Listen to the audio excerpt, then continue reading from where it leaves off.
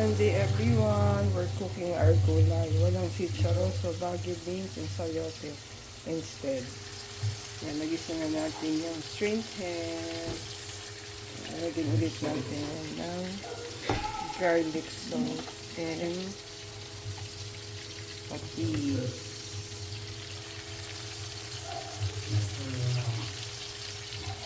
This is nagmass na ba kayo today? Holy Mass, whether online or face-to-face. Go to the Lord for worship.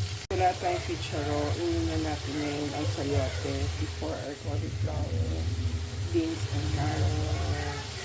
Siguro after 5 minutes, lagay na natin yung ating cauliflower.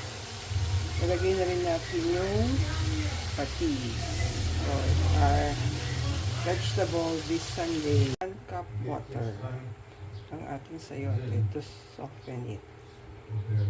So after 5 minutes, lagyan na natin ang cauliflower,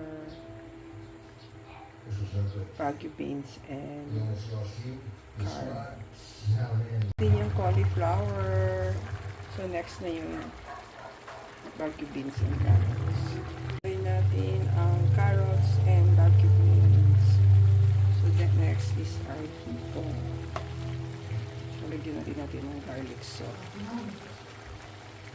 for days. In sa ating vegetable Sunday, cook na lang natin yung food. So it's okay na ang ating cauliflower vegetable with sayote and Baguio beans. Kasi walang chicharon. I think masarap yan. Nagustuhan sana ni Popsi.